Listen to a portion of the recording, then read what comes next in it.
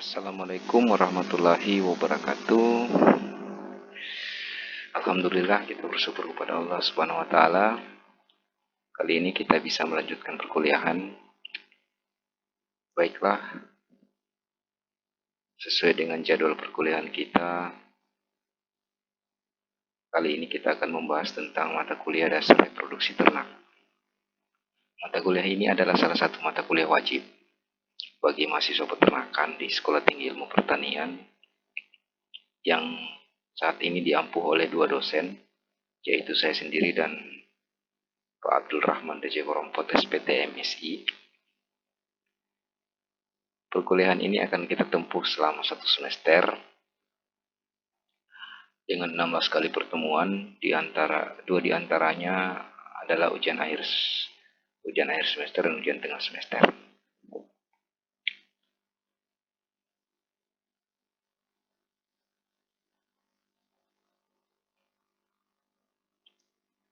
Capaian pembelajaran mata kuliah ini adalah diharapkan setelah mengikuti mata kuliah ini, mahasiswa mampu menguasai peran hipotalamus dalam pengaturan reproduksi. Pada mata kuliah ini juga diharapkan mahasiswa dapat mengetahui dan memahami hormon-hormon reproduksi ternak, pengaturannya dan sekresi hormon itu sendiri, kemudian organ reproduksi ternak, mekanisme umpan balik, folikulogenesis, spermatogenesis, fertilisasi, sistem perkawinan, dan gangguan reproduksi ternak. Capaian pembelajaran mata kuliah ini untuk mendukung capaian pembelajaran lulusan kita di program studi peternakan yang berdasarkan kurikulum KKNI ini berada pada kriteria K2, yaitu mampu melaksanakan budidaya peternakan, menyusun ransum ternak, manajemen reproduksi, pembibitan, pencegahan penyakit, analisis usaha, serta pengolahan dan pemasaran produk peternakan, sehingga dapat menjalankan suatu usaha peternakan dengan baik berbasis sumber daya. Jadi, inilah capaian pembelajaran yang ingin kita capai melalui perkuliahan ini untuk mendukung capaian pembelajaran lulusan. Hal ini tentu adalah upaya untuk mewujudkan visi program studi peternakan STIP Mujahidin Toli-Toli, yaitu menjadi program studi peternakan unggul dan berdaya saing global tahun 2041 berbasis sumber daya peternakan lokal yang terintegrasi dan berkelanjutan. Segala aktivitas kita, Tridharma perguruan tinggi, tidak lain adalah untuk mewujudkan visi ini.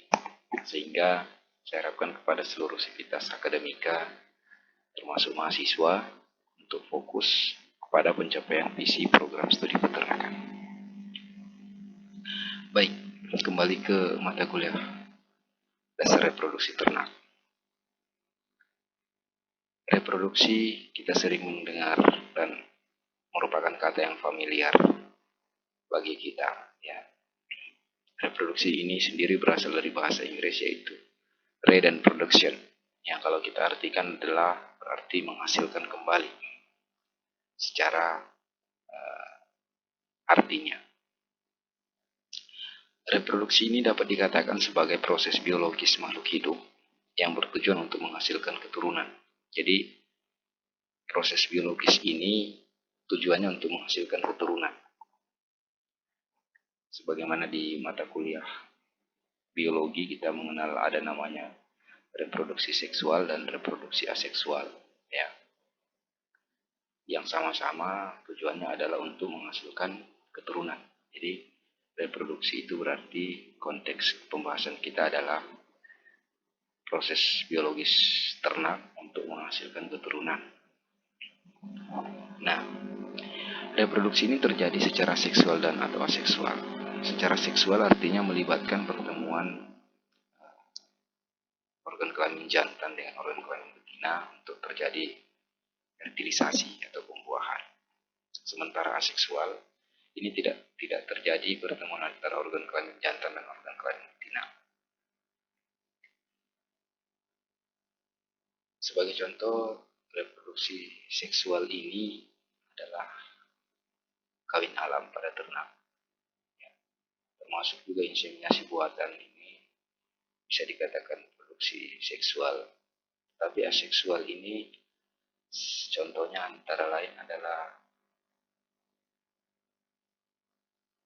sperma injection. Ya. Ini berkaitan dengan teknologi reproduksi ternak. Kalau pada tanaman ini banyak contohnya antara lain plastik, ya, cangkok. Itu adalah salah satu contoh reproduksi aseksual.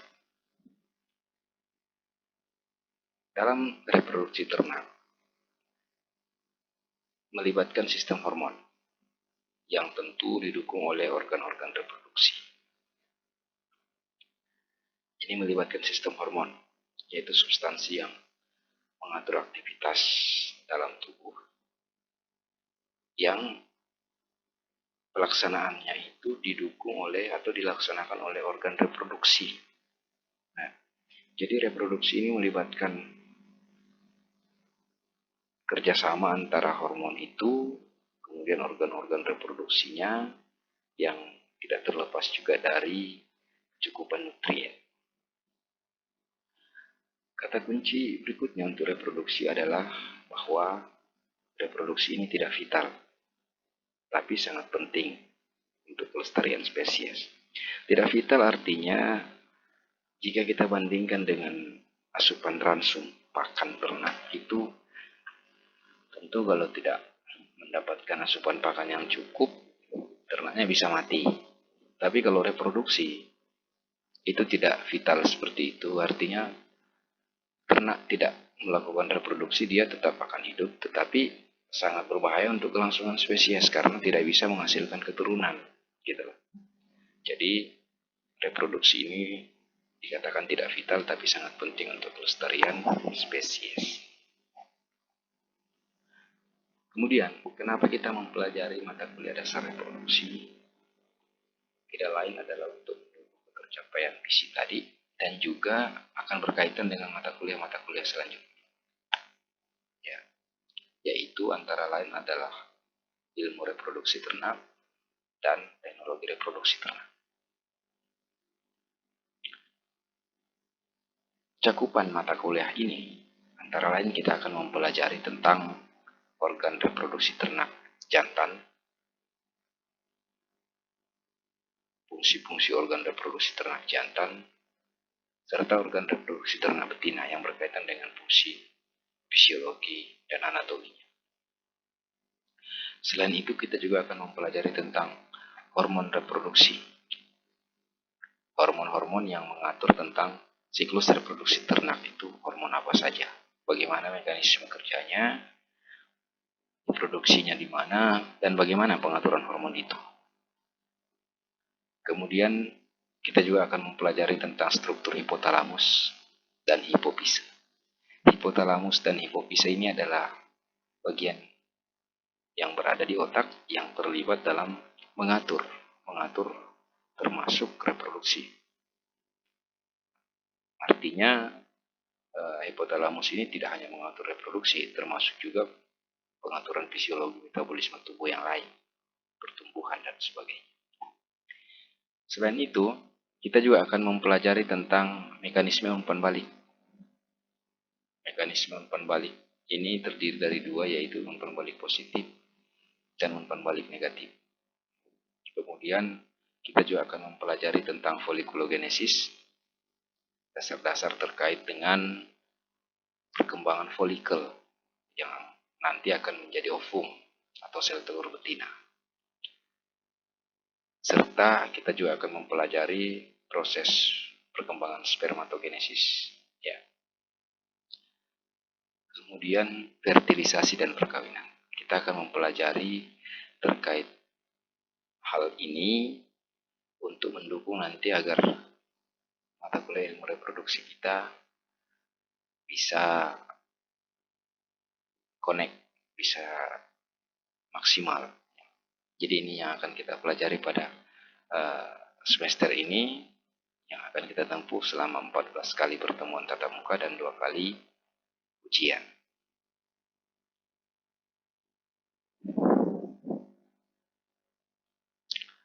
Baik, Sebelum lanjut, sekilas tentang pengaturan reproduksi. Kita secara umum ternak, ya, reproduksi ternak atau reproduksi manusia juga terlibat pengaturan hormonal di dalam. Jika kita lihat bahwa pengaturan struktur tertinggi ini ada di dalam ada pada hipotalamus. Hipotalamus ini adalah bagian otak, ya. Kemudian di bawahnya itu adalah pituitari atau hipofise. Secara sederhana bisa dijelaskan seperti ini, bahwa pengaturan hormonal dan siklus reproduksi ternak itu diatur oleh hipotalamus melalui mekanisme apa? Yaitu hipotalamus ini mengeluarkan hormon yang namanya GnRH atau singkatan dari gonadotropin releasing hormone. Nah, GnRH ini akan memerintahkan anterior pituitary, artinya pituitary bagian depan atau hipofise bagian depan. Bagian belakang adalah posterior pituitary. GnRH ini sesuai dengan namanya, gonadotropin releasing hormone, berfungsi untuk memerintahkan pituitary ini untuk melepaskan hormon-hormon gonadotropin. Apa itu hormon gonadotropin? Yaitu hormon-hormon yang bekerja pada kelenjar gonad.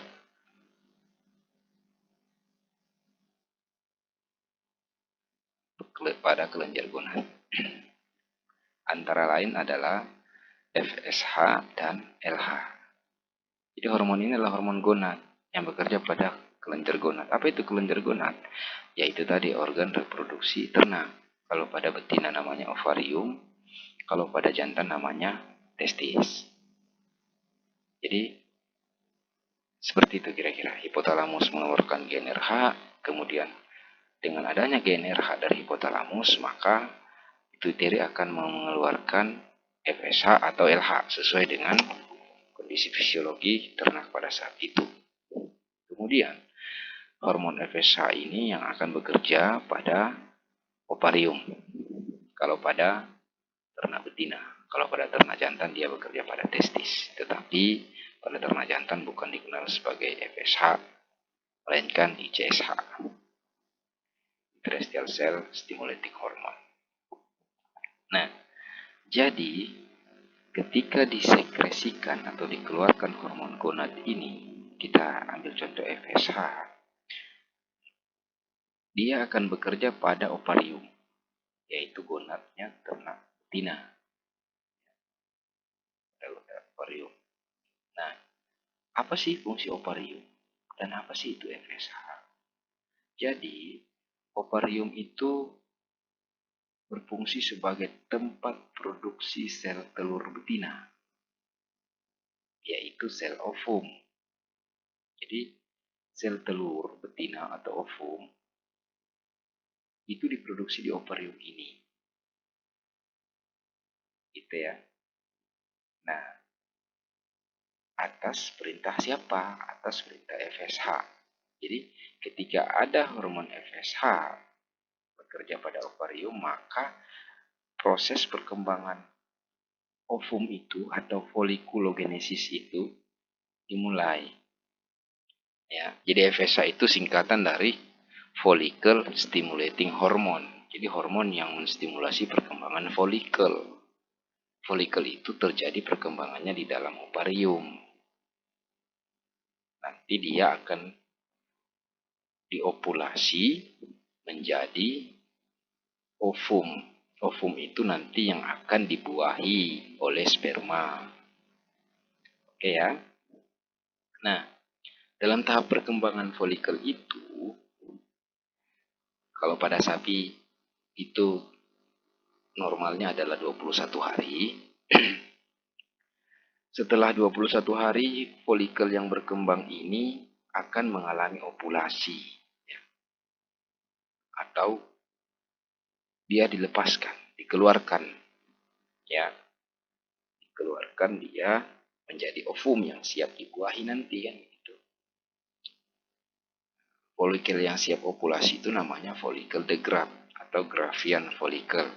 Ya. Kulitnya sisa dari ovulasi itu akan membentuk yang namanya corpus luteum. Oke. Jadi ovumnya sudah keluar, kulitnya jadi corpus luteum. Ovumnya nanti akan menuju ke uterus.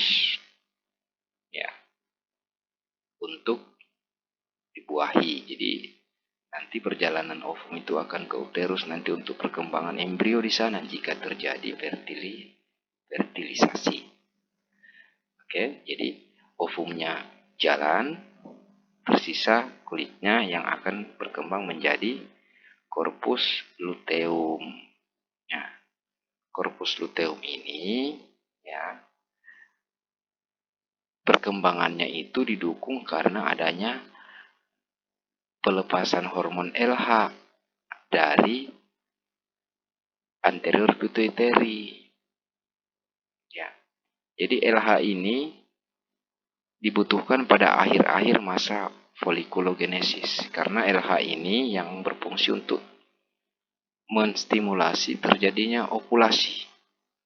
Kalau FSH tadi itu untuk menstimulasi terjadinya perkembangan folikel, LH ini menstimulasi terjadinya ovulasi sekaligus merawat corpus luteum ini. Oke. Kita kembali sedikit. Jadi, dalam perkembangan folikel ini tadi, selama folikel ini berkembang dalam siklus 21 hari itu, si folikel yang berkembang ini menghasilkan yang namanya hormon estradiol atau estrogen, bisa kata lainnya, serta inhibin. Oke. Nah, estradiol ini memberikan feedback positif. Feedback positif ini artinya dia akan mendukung kehadiran hormon yang lain. Kalau feedback negatif, dia akan menghambat kehadiran hormon yang lain. Estradiol ini juga berfungsi untuk menstimulasi estrus. Estrus kalau bahasa masyarakat itu bisa disederhanakan birahi. Tapi kita karena siswa peternakan harus menyebutnya estrus. Karena estrus itu terbagi menjadi 4 fase, proestrus, metestrus, diestrus, dan estrus. Jadi tidak ada namanya birahi. Jadi kita sebutnya estrus. Nah, itu adalah kerja dari hormon estradiol. Jadi setelah 21 hari persiapan ovulasi terjadi, pasti akan beriringan dengan kejadian estrus. Karena sel telurnya mau dilepaskan, tentu harus membutuhkan sperma untuk membuahi. Maka si ternak ini akan distimulasi untuk estrus. Sehingga dia akan mencari lawan jenisnya untuk mengawini dia. Oke?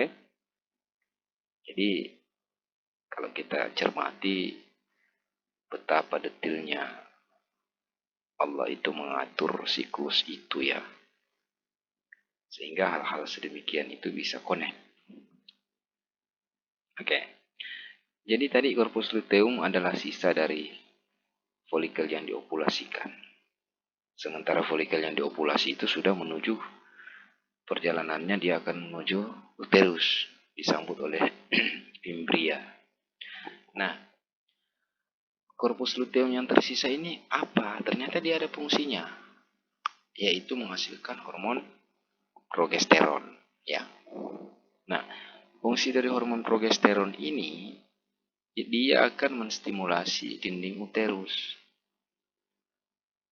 Terjadi penebalan endometrium uterus, sehingga siap untuk menerima penempelan atau implantasi ovum yang telah dibuahi. Jadi, connect ya. Nah, selain itu, kehadiran corpus luteum di ovarium juga memberikan feedback negatif ke anterior pituitary serta ke hipotalamus. karena ada feedback negatif, sehingga FSH lonjakannya itu tidak, atau dia FSH dihambat, sehingga belum terjadi perkembangan folikel karena masih ada korpus luteum. Ya. Jadi ceritanya karena ada korpus luteum, maka FSH tidak maksimal sehingga perkembangan folikel menuju folikel degrad tidak terbentuk. Oke. Gitu. Jadi secara sederhana itulah gambaran singkat tentang pengaturan reproduksi, ya. Nanti akan kita dalami pada pertemuan-pertemuan berikutnya. Kemudian, ilmu reproduksi ini beririsan atau berkaitan dengan ilmu-ilmu lain, yaitu biologi, kemudian genetika, kemudian pembibitan ternak, serta pemuliaan. Jadi ilmu reproduksi ini berkaitan dengan ilmu-ilmu ini karena kunci dari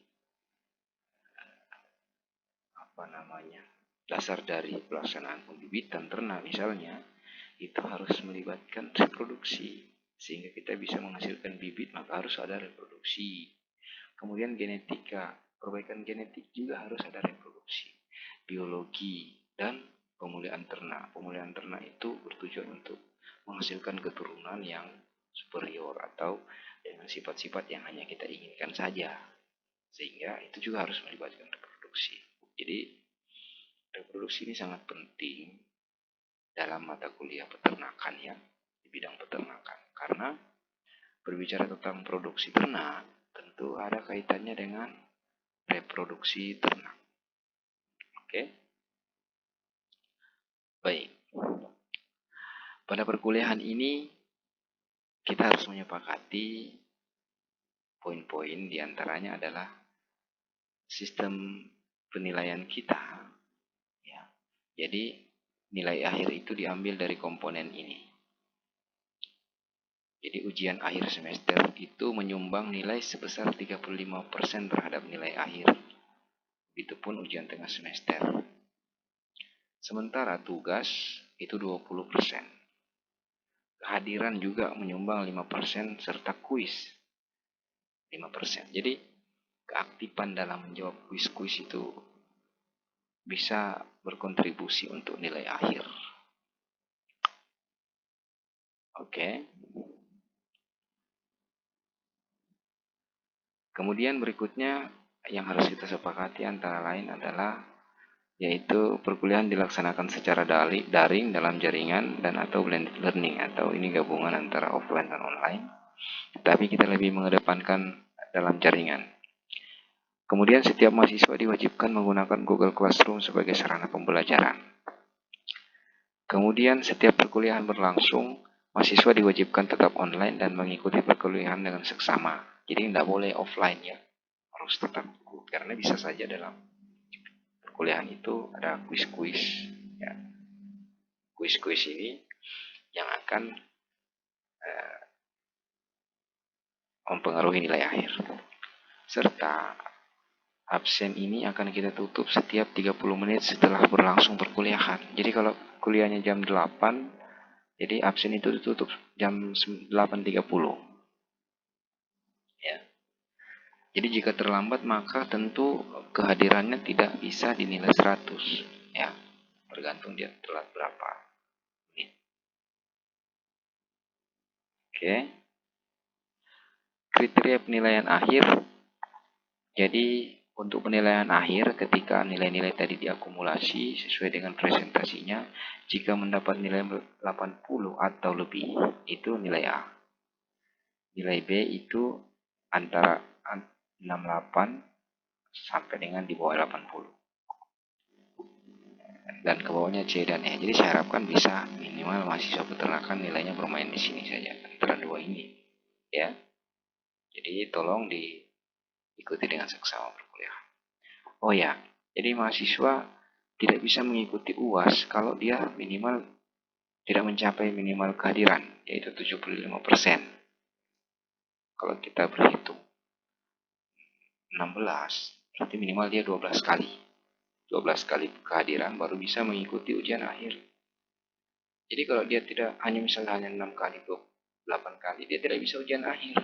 Berarti dia tidak bisa berkontribusi terhadap nilai yang 35%.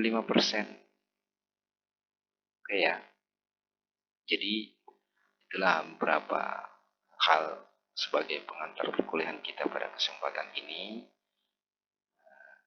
Selanjutnya silakan kita diskusikan di classroom.